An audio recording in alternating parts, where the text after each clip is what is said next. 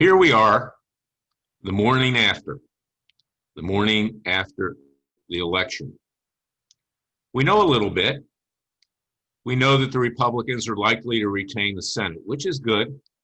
They'll be able to hold off any legislation that's passed by that crazy witch Pelosi in the House of Representatives.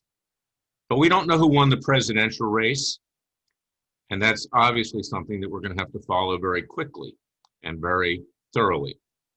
But as I've said in my book, It Takes a Revolution, Forget the Scandal Industry, which you can purchase at Amazon.com, it's really not a question of who is president in any event. Of course, we want Donald Trump to win. I personally support him.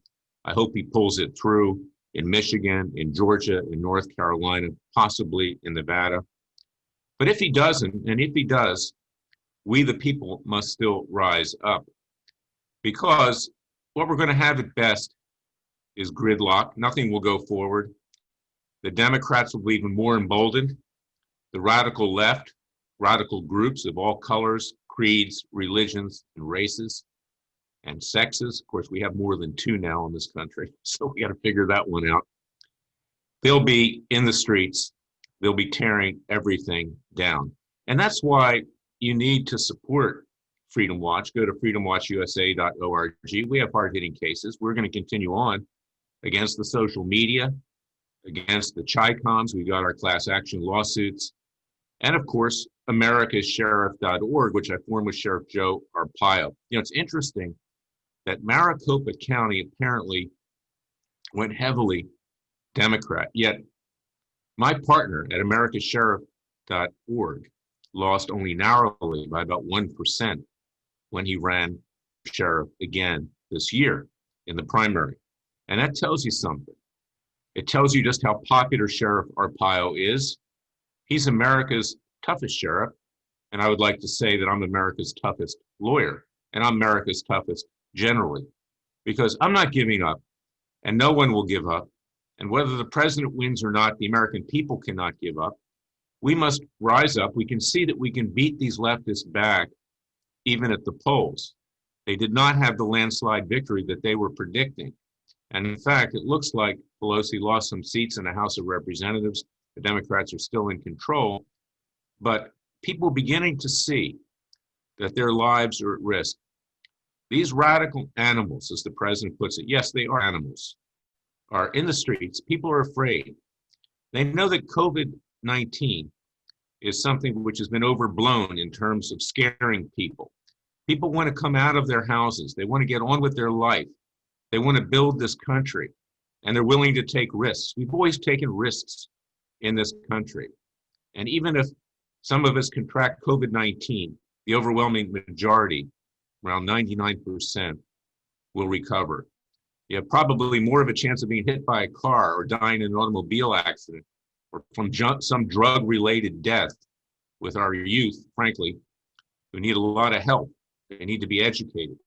And that's something I'm doing in my book. It Takes a Revolution, Forget the Scandal Industry. I'm educating. So far, of the people who have reviewed it, it gets 5 stars. That's the maximum, because I gave it thought. I just didn't write down, gee, all these horror stories of the last 4 years support Larry Klayman and Freedom Watch. No, I have concrete solutions, and we're hoping that those solutions will be legal and peaceful. And I'm working for that. And I will never advocate violence, revolution.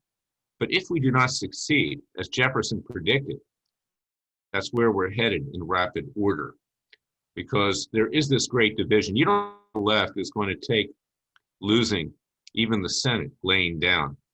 And if they lose the presidency, they're going to be coming for you and your family and your property. They already are.